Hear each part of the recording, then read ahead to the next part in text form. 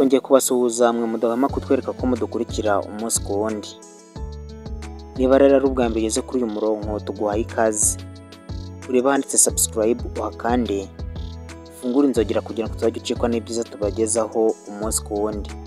Nk'ibisanzwe rero uyu ni wa mwanya wacu mwiza aho rero kukugezaho ubusobanuro bw'amazina. Aka kanya rero tugiye kurebera hamwe inkomoko y'izina Linda. Iyi wumva ni Strong Studio. Naho njye tugiye kubana kuri mikro ndi Mizero Felix. Guhaye ikaze.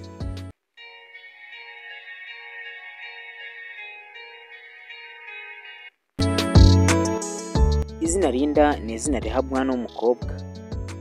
Iri zina rifite inkomoko mu ndimi ebyiri zitandukanye.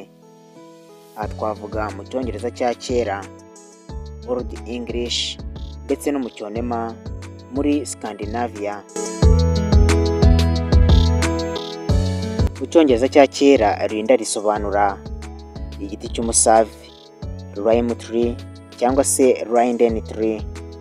Naho mu cyonema nko muri Scandinavia nk'Igisweden n'Ikinorvege, Linda ni izina ryifashishwaga cyane cyane mu gihe cya kera.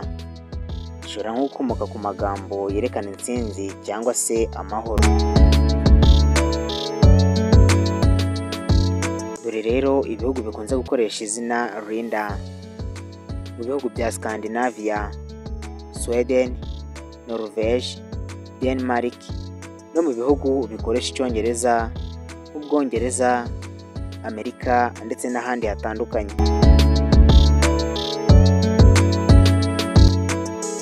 Dore rero ubusobanuro bwimbitse bw'izina Linda. Igiti cy'umusave, linden tree, gifatwa nk'ikirango cy'amahoro, ubwiza karemano ndetse n'ubugwaneza. Muri Scandinavia, Linda kandi rifatwa nk'ikirango cy'uburinzi n'ukuri.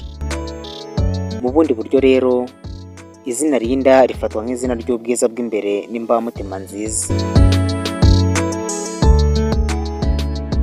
Dore rero imiterere y'abantu bitwa ba Linda. Abitwa ba Linda bakunze kurangwa n'iyi miterere ikurikira: bahora batuje kandi bagira amahoro, batekereza cyane kandi bahora bashishoza mbere yo gufata icyemezo, ni abanyamubano beza, bagira impuhwe, bita ku bandi kandi bagira umutima woroshye, bafite impano y'umuziki, ubuhanzi, gushushanya, kwandika cyangwa gukunda umuziki. Barihangana kandi ni abizerwa, ntiboroherwa no gucika intege kandi bagira icyizere n'ubudahemuka. Dore rero ibyo Linda akunda kuba ahantu hatuje nko mu bidukikije, ahari ibyatsi, ibiti ndetse n'inyamaswa. Gusoma bihora ari ibintu bishya kuri we kuko akunda kwagura ubumenyi, akunda ubuhanzi n'ibikorwa by'ubugeni. Aha twavuga nko gushushanya, kubyina cyangwa guhanga udushya.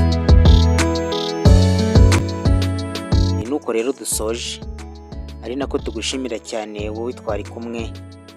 Nk'ibisanzwe mwari kumwe nanjye Mizero Felix.